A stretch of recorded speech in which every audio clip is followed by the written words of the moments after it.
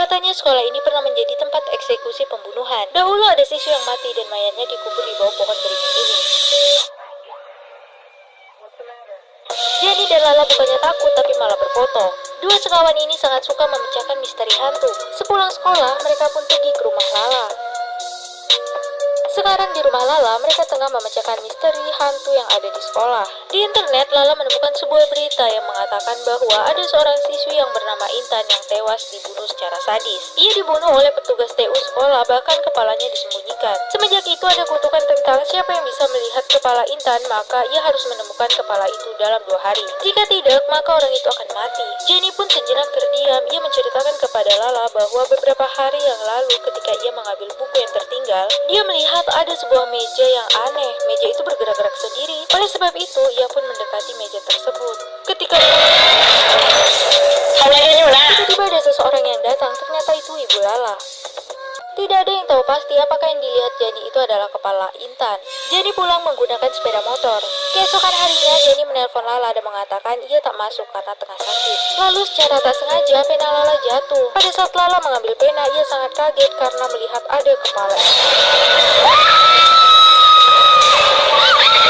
Tapi ketika dilihat lagi, kepala itu sudah hilang. Guru memberitahukan kabar yang sedih, ternyata Jenny sudah tewas. Hal ini disebabkan kecelakaan motor. Lala pun baru tersadar ternyata kutukan sekolah itu benar. Jadi tadi Lala berbicara dengan siapa?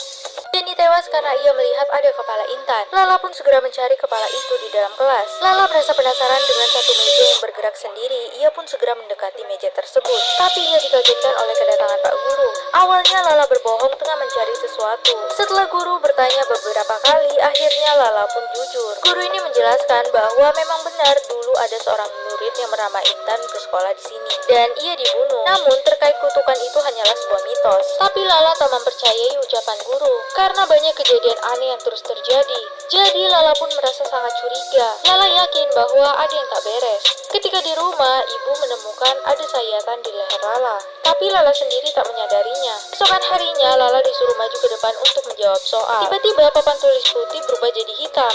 Guru dan murid juga telah menghilang. Ketika Lala menoleh ke belakang, ia sangat terkejut karena ada tubuh tanpa kepala. Lala merasa sangat ketakutan. Hantu itu menulis sesuatu di papan tulis. Katanya tolong aku. Lala pun melihat tulisan itu dan tiba-tiba saja ada yang memegangnya dari belakang. Ternyata itu semua hanya mimpi. Tapi hantu Intan itu tak akan melepaskan Lala.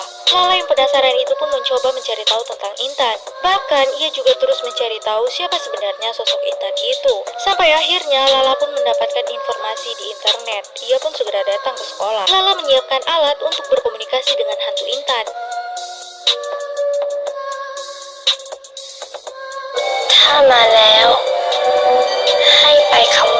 Tangan yang ada di samping Lala menjawab ke arah huruf iya. Kemudian Lala bertanya, apakah kamu Intan? Lalu hantu Intan itu pun menggerakkan gelas itu lagi ke arah iya. Hantu Intan meminta tolong kepada Lala untuk menemukan kepalanya. Tiba-tiba pintu tertutup. Ada 3 orang murid di kelas, salah satunya adalah Intan.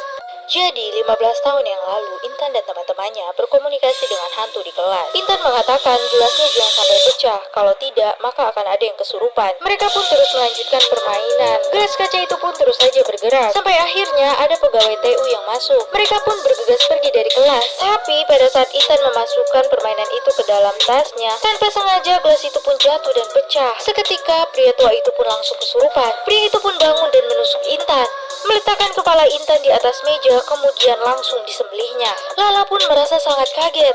Lala pun segera mengikuti instruksi dari hantu Intan. Ia mengikuti kemana pria tua itu pergi. Ternyata ia pergi ke sebuah gudang. Itu adalah gudang tua yang terkunci. Lala pun membuka kuncinya. Lala melihat ada sebuah meja yang terus bergerak. Dan ternyata di kolong meja itu ada kepala Intan. Lala pun berteriak histeris. Lala pun memeluk kepala itu sambil menangis. Ia juga terus memanjatkan doa. Akhirnya Lala pun kembali sadar.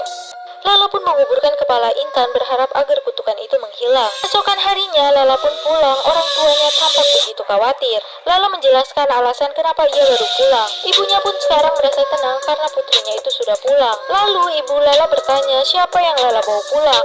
Tapi bukannya Lala tak membawa siapapun. Gelas pemanggil hantu itu pun tiba-tiba saja jatuh dan pecah. Ibu Lala tiba-tiba saja jatuh pingsan. Lala pun teringat dengan kejadian yang Intan alami. Lala meminta agar ayahnya itu segera pergi.